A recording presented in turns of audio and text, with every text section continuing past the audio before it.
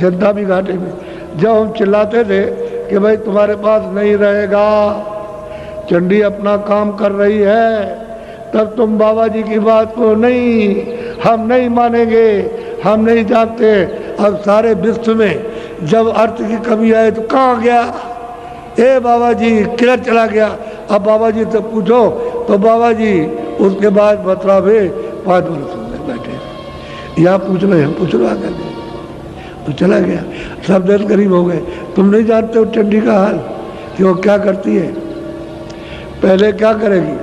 गरीब बनाएगी, सब देशों को गरीब बना देगी। सब लोग कहेंगे अमीर गरीब सरकार, जो भी सरकार होगी जिस देश में, कहेंगे भाई पैसा कहाँ चला गया। उसके बाद में अन्न की कमी करेगी। अब सुन लीजिए, 3 ही आंकड़े हैं। पहले तो पैसा गया, फिर अन्न की कमी करेगी। तो लोग कहेंगे कि अरे हमारे पास अन्न नहीं है, तो कहेगा नहीं तुम्हारे नहीं जाएगा, हमारे यहाँ कम पड़ जाएगा। समझ गए? अगर ज़्यादा हुआ तो दे दिया, और तो फिर उसके यहाँ भी कम।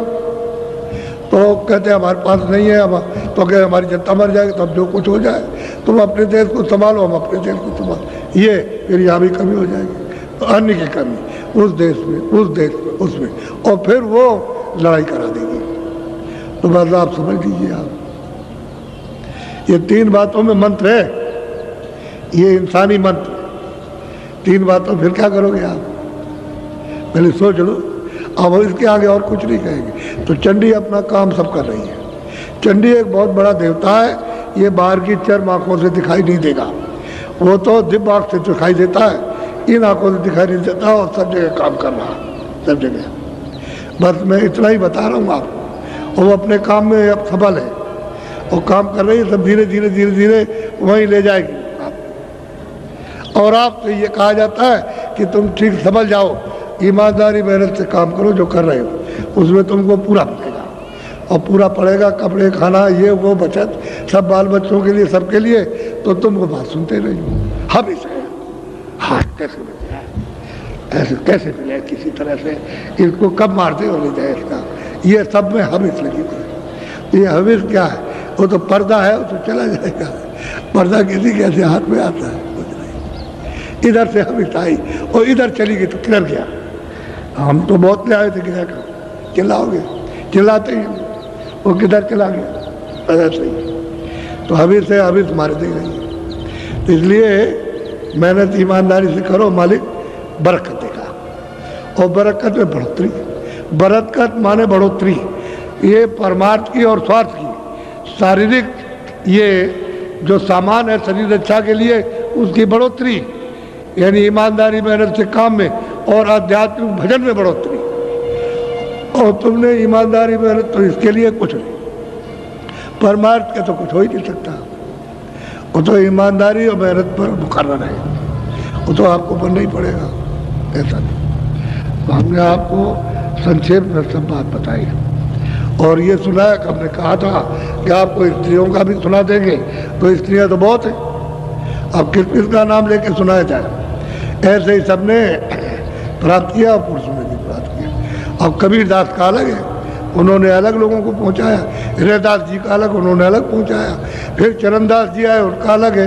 तमाम महात्मा आए पूरे, और उन्होंने जीवात्माओं को जगा के पहुंचाया। ऐसा नहीं, ये इधर राधा स्वामी, तो राधा कहते हैं सूरत को, स्वामी नाम मालिक का। असली चीज तो ये है, तो वो भूल जाए तो क्या करेगा? नानक जी भूल जाए तो कोई क्या करेगा? अगर नानक ने कुछ कहा और किताब पढ़ने वाले भूल गए, तो नानक का क्या दोष है? वो तो उस समय पर सब बता रहे थे। तो राधा कहते हैं सूरत को, और सीता कहते हैं सूरत को, और जीवात्मा को कहते हैं रूप, और सोल को कहते हैं। और आप कुछ का कुछ समझाओ तो कोई क्या करेगा? अरे राधा सूरत, उस मालिक को उसने प्राप्त किया, तो राधा के स्वामी, राधा स्वामी यही है। सीता के स्वामी तो मतलब है कि सीताराम असली चीज ये, उसको राम भी वर्णन किया, उसको अनाम भी वर्णन किया, उसको स्वामी भी वर्णन कर दिया। अब आप उसको न समझो, उल्टा अर्थ की इधर स्त्री होगी, तो ये पुरुष नहीं है, सूरत स्त्री है और वो पुरुष है। ये जाके उससे मिली तो कहते मैं अपने स्वामी से मिल गई, वही रूप हो गई। ये जो पर्दा है, पर्दा है, ये वहाँ नहीं पर्दा। तो कोई आदमी जानते नहीं किसी मत को। अब सब लोग भूल जाए तो क्या पता चलेगा, नई जनरेशन आएगी जब कोई नहीं रहेगा सब भूल जाएंगे। ऐसे ही हो गया सब। इसलिए आप जो उन्होंने बताया तो ठीक था, अपने अपने वक्तों में बहुत पहुंचाया, बहुत जीवों का उद्धार किया जगा करके। अब जब आप इस रास्ते में चलोगे तब पता चलेगा कि बहुत जीव पहुंच गए, वहाँ बहुत पहुँचे हैं। संतों ने बड़ी कृपा की, बड़ी दया की कि ऐसे जीवों को जो कुछ नहीं, अपाहिज थे, जो कभी जा नहीं सकते थे और दुर्बल थे, कभी उठ नहीं सकते थे, उनमें दया कर दी, उनको पहुंचा दिया। तो सामर्थ्यवान है सब प्रकार से, हर तरह से। बोलो जय गुरुदेव। पूरा मैदान भरा है और मैदान के बाहर पूरे टेंटों में। मैं अब नामदान दूंगा, कल कहा था कि नामदान देंगे तो अब दिए देता हूं। अब इतना आप करना कि शाकाहारी रहना, अशुद्धार मत करना, आदमी को मारो वो मत करना, पशु पंछी मारो वो भी नहीं, जल के जीव कीड़ा मारो वो भी नहीं, अशुद्धार नहीं, न मारो ना करो। अशुद्धार करोगे तो आपका विकृत खून खराब और मन बुद्धि चित्त इंद्रियां सब विकृत खराब हो जाएंगी, अशुद्ध हो जाएंगी। शाकाहारी रहो, अनाज मोटा मई सब्जी, और मतलब ये है कि हरी गली, समझ गए, सब्जी, और मतलब इसके बाद में सूखे गीले फल और घी और दूध, इसको खाइए। और जो कपड़ा बन जाए आपके खेतों में रुई से या और किसी से तो उसको आप अच्छा पहनिए, मोटा पहनिए। और झोपड़ी में ईंट पत्थरों की या फूस की बने तो उसमें आप आराम से रहिए। तो आपको तो कुछ मना नहीं किया, समझ गए। और रास्ता मिल जाए भजन कर लो, जब रास्ता मिले तो भजन करो, असली काम तो ये है। तो शाकाहारी रहो, ऐसा कोई नशा मत करो कि बुद्धि आपकी पागल हो गई तो आप अपनी बच्ची को, अपने घरवाली माँ को और घरवाली देवी को और अड़ोसी पड़ोसों को सबको गाली देते हो नशे में। ऐसा नशा भर गया था। बीड़ी और हुक्का ये पियो, और कोई नशा नहीं, क्योंकि सिगरेट में उसमें कुछ रख दिया और पिया तो तुमको नशा चढ़ जाएगा। वही नशा तुम्हारे लिए हानिकारक है। तो हानिकारक और शरीर को गला दे और मतलब इंद्रियों को, मन बुद्धि को भ्रष्ट कर दे, खान पान बिगाड़ दे, तो ऐसे नशे का क्या लाभ मिलेगा, कोई फायदा नहीं होगा।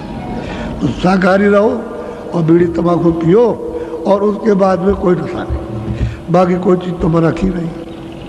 घर गृहस्थी में रहो और अपने जो काम करते हो, खेती दुकान दफ्तर का, अपना करो, वो तो ईमानदारी मेहनत के करो, तभी तुम्हारा वो जो पैसा मिलेगा फलेगा, उसी में जुड़ जाएगी मालिक की दया बरकत। काल भगवान की दी हुई बरकत मिलेगी, दयाल की तो बरकत आत्माओं को मिलेगी और ये काल की मिलेगी। तो उसने भी अपनी बरकत रखी है कि जो मेरे नियम का उल्लंघन नहीं करता उसको मैं ये ईमानदारी मेहनत के साथ तो मैं उसको बरकत ये देता हूँ। तो आपका धन भी बढ़ जाएगा, ये भी बढ़ जाएगा, वो भी बढ़ जाएगा, वो भी बढ़ जाएगा, शरीर भी ठीक रहेगा, सीधा सीधा। और ईमानदारी मेहनत से और मोहम्मदता हटाओगे तो महापुरुष फिर आत्मिक बरकत देंगे, तो उससे रोज बढ़ते चलोगे, अंदर की आँख खोलेगी, बढ़ते जाओगे, चलते जाओगे, देखते जाओगे और धीरे धीरे सब देख करके अपने घर पहुँचोगे, उसमें भी बरकत मिलेगी। ये बात है। तो आप दो चीज़ों का ध्यान रखना, आज से नामदान जो लेगा वो ये दो चीज़ें नहीं करेगा, अशुद्ध आहार नहीं करेगा, शुद्ध करो और नशा नहीं। बाकी तो मैंने कुछ नहीं कहा। साधु तो मैं बनाता नहीं, मेरे यहाँ कोई साधु नहीं है। बना बनाया आया उससे कहता हूँ घर बार छोड़ आए तो मैं भजन कर लूँ अगर, और लेकिन यहाँ नहीं, वहाँ दूसरी जगह पर कहीं भजन करो और बिच्छा ले आना, झोली ले लेना, एक एक रोटी मांग लेना। और रोटी एक खाओगे दिन में, जब भूख नहीं लगेगी एक खाओगे तो बहुत है, 7 दिन में 7 रोटी एक ले आओ, एक दिन में 7 दिन कहीं मत जाओ, और रोटी खा लो, अपना भजन करो। अब भजन कर लो। इनको कहता हूँ दफ्तर का काम, खेती का काम, दुकान का काम, शाम को बच्चों की सेवा, और उसके बाद में तुम थोड़ा समय भजन में दो तो उतने में तुम्हारा काम हो जाएगा। अब देख लीजिए उनका दिन भर भजन और इनका इन कामों के बाद इतना समय, 1 घंटे का 1.5 घंटे का बस, इतने में तुम्हारा काम बनेगा। अब इतनी सुविधा आपके लिए और उनको दिन भर रगड़ा और भिक्षा करेंगे और नहीं, धोखा नहीं देंगे किसी को। रोटी बना ली ले आओ और देख लो कि कब बनाती है, दिन में बनाती है तो एक रोटी मांग ले आओ, शाम को तो दिक्कत होगी, दिन में मिल जाएगी। क्योंकि दिन में आदमी चला जाता, घर में देवियाँ रहती हैं तो बने बनाई रोटी एक उठा के दे देंगे, आप सुविधा रहेगी। तो मैं कोई उनको मैं ये नहीं कहता हूँ कि तुम घर गृहस्थी में चले जाओ फिर शादी करो, या शादी की छोड़ आए तो बहुत दिन हो गए तो मत जाओ भजन कर लो, लेकिन यहाँ हमें सबने दूसरी जगह बैठक करो, तरीका आपको बताता। अब मैं आपको नामदान देता हूँ, ये दीक्षा है, मंत्र। पहले लोग मंत्र और दीक्षा देते थे, अब ये दीक्षा मंत्र नहीं है, ये नामदान है, आत्म धन का दान। तो ये आप किसी को बताने, दीक्षा ली हुई किसी को बताया नहीं जाता, मंत्र लिया हुआ किसी को बताया नहीं जाता। तो जो कुछ भी आपको बताया जाए बताना नहीं। अगर तुमने ये बताया तो वो तुमको बेवकूफ़ और पागल और 10 बुरी बात कहेगा, तो तुमको क्रोध आ जाएगा, तो तुम तो आए थे कुछ लेने, वो फेंक दिया आपने। ऐसा नहीं, अपना चुपचाप रहो। तो जो बताया जाए वो चुपचाप रखो। फिर जो अंदर का भेद बताया जाए, जो स्मरण ध्यान भजन, वो अपना चुपचाप करो। जब आपको कुछ मिलने लगे, आँख खुलने लगे देखने लगो, कान खुलने लगे सुनने लगो, रस और आनंद आने लगे, तो किसी से कहना नहीं। अगर तुमने किसी से कह दिया कि मैं ये देखता हूँ ये सुनता हूँ, तो बंद हो जाएगा।